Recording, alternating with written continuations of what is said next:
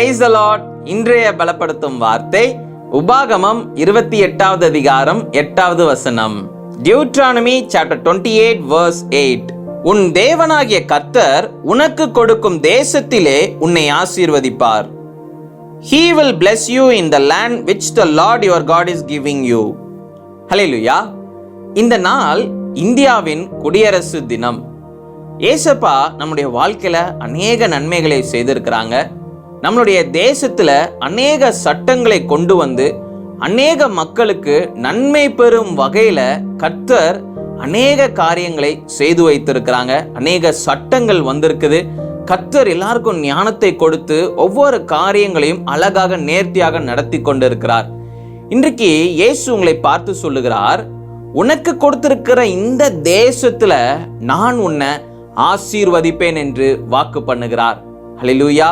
இந்த நாள்ல இயேசுப்பா உங்களை பார்த்து சொல்லுகிறார், இந்திய தேசத்தை நான் உனக்கு சுதந்திரமாக கொடுத்திருக்கிறேன். இந்திய தேசத்தில் உன்னை ஆசீர்வாதமாக வைப்பேன் என்று வாக்கு பண்ணுகிறார். அதனால நீங்க எதை குறித்து யோசிச்சு நீங்க பயப்படாதீங்க, கவலைப்படாதீங்க. என்னுடைய வாழ்க்கையில வாழ்வாதாரம் இப்படி இருக்குதே நினைச்சு நீங்க கலங்கி போகாதீங்க.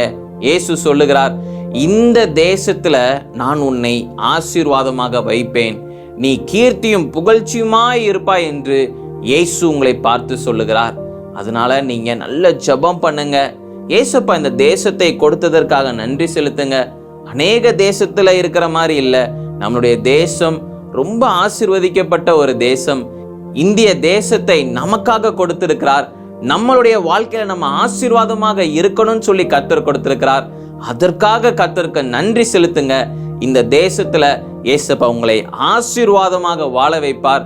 நிச்சயம் நீங்க அநேக காரியங்கள்ல உயர்ந்திருப்பீங்க. கர்த்தர் உங்க மூலமாக மகிமைப்பட போகிறார். நாம் எல்லாரும் கண்களை மூடி செபிக்கலாம்.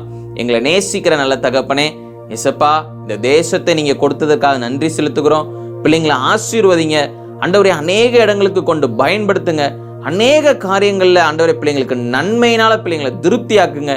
நீங்க மாத்திரம் மகிமைப்படுங்க. இயேசுவின் மூலம் செபிக்கிறோம் பிதாவே. ஆமேன், ஆமேன், ஆமேன். இந்த நாள்லயும் அநேக மக்கள் கஷ்டப்பட்டு இருக்கிறாங்க. அநேக மக்கள் விடுதலைக்காக ஏக்கத்தோட இருக்கிறாங்க. அநேக மக்கள் பாவத்தின் அடிமைத்தனத்துல இருக்கிறாங்க. எல்லாருக்காகவும் இந்த நாள்ல ஜெபம் பண்ணுங்க. எல்லாருக்கும் ஏசப்பா பத்தி சொல்லுங்க. ஏசப்பா அவங்களை ரட்சிப்பார். ஏசப்பா அவங்களுக்கு ஒரு விடுதலை தருவார். சந்தோஷமாக அவங்களை வாழ வைப்பார். நீங்க எல்லாரும் இந்திய தேசத்திற்காக ஜெபம் பண்ணுங்க.